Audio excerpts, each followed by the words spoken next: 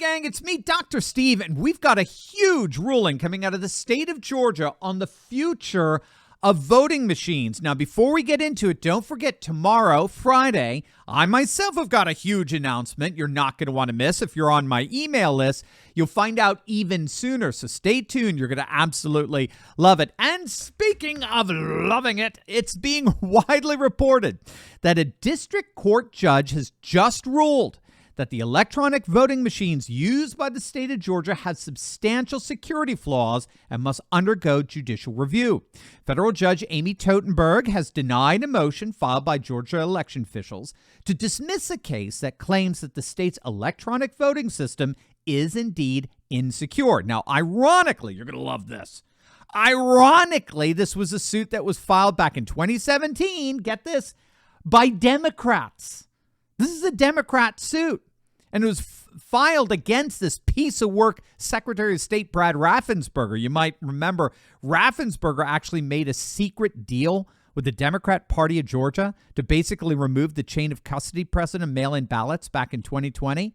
That's why there was so little mail-in ballot rejection in the last election. So in 2016, 5% of mail-in ballots were rejected in Georgia. But in 2020, some reports had it as low as 0.2%, even though there was nearly 10 times the mail-in ballots. But this all goes back to this utterly indefensible consent decree that this rhino Secretary of State signed in an agreement with that radical leftist activist Stacey Abrams that removed the safeguards and the vetting protocols for mail-in ballots. Well, now, this same Raffensperger, he's facing a lawsuit detailing electronic voting vulnerabilities, at the heart of which is known as the Haldeman Report. Now, this is something that the legacy media has actually been reporting on, but needless to say, in rather hushed terms.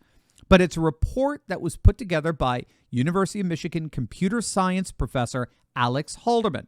It supposedly identifies a number of vulnerabilities, particularly in Dominion voting machines. Vulnerabilities that have been since corroborated by federal authorities as well. This according to a report by NBC News.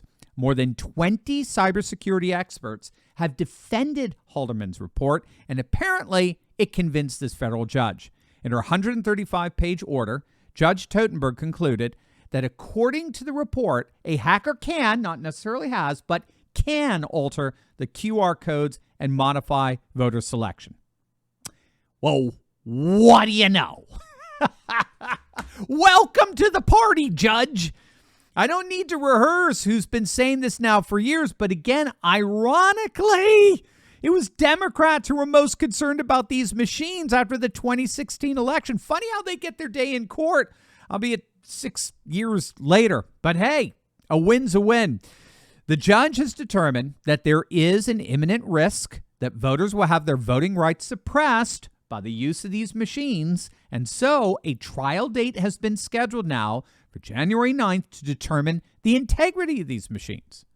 I mean, this is an absolutely amazing development, especially given what that corrupt Fulton County District Attorney Fannie Willis is trying to do to President Trump. Wait until you see the ramifications of this case for that debacle. You're going to absolutely love it. But first, you've seen how much UFC fighters love our President Donald Trump. But have you ever wondered what they do to manage their own pain? Well, you don't have to, because a fellow patriot and very good friend of this channel is precisely the one who provides relief to that pain, and he's here to do the same for you. We all know that as we age, aches and pains, they're normal, right? Well, they don't have to be. And that's where the groundbreaking medical scientist Clint Winters comes in. You've seen Clint on Fox. You've seen him on this channel a number of times. He's a world-renowned health expert who's unveiled a natural pain reliever that's taking the world by storm. It's called Cono CB2. It's the 100% drug-free way to get full-body pain relief without dangerous meds, and it is the official pain reliever for the fighters in the UFC. And the best part, Cono CB2, it's got no documented side effects after years in private testing. It's absolutely the future of pain relief. So whatever you do, make sure to click on that link below right now and check out Clint's amazingly informative report on how Cono CB2 is changing lives by providing safe and powerful relief at a fraction of the cost of pain pills. Click on that link below right now. At the heart of this case, besides the Haldeman report, is what's known as the Coffee County breach. Now, this involves an unauthorized access of sensitive voting equipment in Coffee County, Georgia, a county of about 40,000 people, at around the time of the 2020 election. That breach did, in fact, change numbers. And both Raffensperger and Dominion officials were at a loss, reportedly, at the time it happened. They were at a complete loss as to how and what happened. And so this unauthorized breach obviously is calling into question the security integrity of the electronic voting machines, which, again, ironically, a Democrat suit is citing as evidence. I mean, you can't make this stuff up. However, it's the case against President Trump brought by this corrupt Democrat DA in Fulton County that's now coming under renewed scrutiny in light of all this.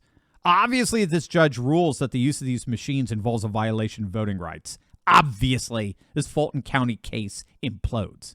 Trump is immediately exonerated as fighting against an election that could have been compromised given the nature of the voting equipment that was used. Moreover, to make matters even worse for these corrupt hacks, the Fulton County DA's office is now admitting that this trial for President Trump may end up stretching on way past the 2024 election. It's not really even going to get going into 2025. Again, you can't make this stuff up. Over and over again for the last several months, as Fani Willis has been promising her fellow woke ilk that she will have Trump convicted by early next year, the beginning of 2024. She's now admitting that that is not happening and that there may not even be a verdict until after the election in 2025.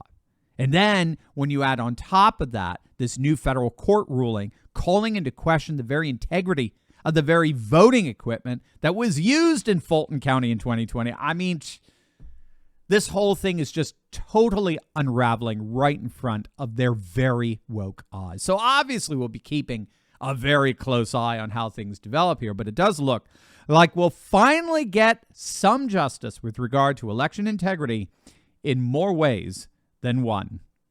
Are you ready to join the resistance? Because I'm leading a group of dedicated, courageous patriots who can lead a spearhead into the heart of the secular globalist establishment.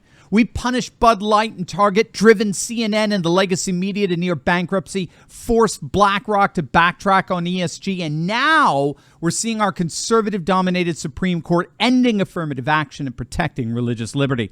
In my Insiders Club, I show you concrete steps to take locally and online that will only keep this mass uprising going until the battle is won.